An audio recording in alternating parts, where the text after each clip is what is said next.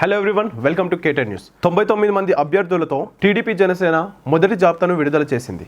వచ్చే ఎన్నికల్లో గెలిపే లక్ష్యంగా చాలా రోజులు శ్రమించి జాబితాను రూపొందించాల్సి వచ్చిందని టీడీపీ అధినేత చంద్రబాబే అన్నారు. అయితే తన రాజకీయ జీవితంలో అభ్యర్థుల ఎంపిక కోసం ఇంత కష్టపడలేదని చెప్పారు. అయితే టీడీపీ జనసేన అభ్యర్థుల జాబితాను ఒకసారి పరిశీలిస్తే ఆసక్తికరమైన విషయాలు వెలుగులోకి వస్తాయి.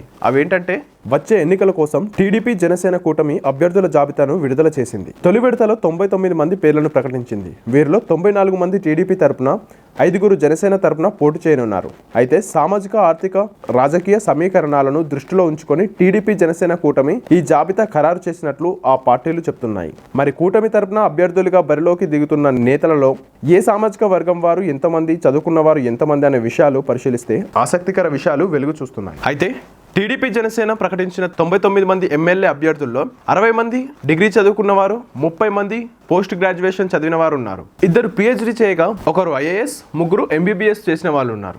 మొత్తంగా ప్రతి ఒక్కరూ మినిమం డిగ్రీ చదివిన వారు ఉండటం విశేషం.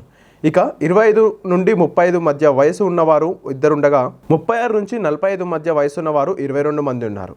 46 నుంచి 60 ఏళ్ల వయసు ఉన్న వాళ్ళు 55 మంది ఉండగా, 61 నుంచి 75 వయసు ఉన్న వాళ్ళు 20 మందికి సీట్లు కేటాయించారు.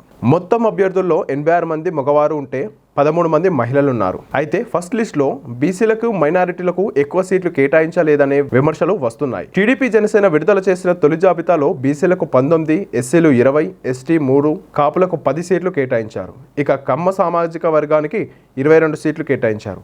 మైనారిటీలకు 1 సీటు దక్కింది. రెడ్డి సామాజిక వర్గానికి 17, వైశ్యులకు 2, క్షత్రియ సామాజిక వర్గానికి 4, వెలమ సామాజిక వర్గానికి 1 సీటు కేటాయించారు. ఈ నేపథ్యంలో మళ్లీ జాబితాలోనైనా బీసీలకు ప్రాధాన్యం ఇవ్వాలనే వాదనలు తెరపైకి వస్తున్నాయి. సో చూసారు కదా, మరో టాపిక్తో మళ్ళీ మీ ముందు ఉంటాను. అంతవరకు చూస్తూనే ఉండండి కేటెన్ న్యూస్.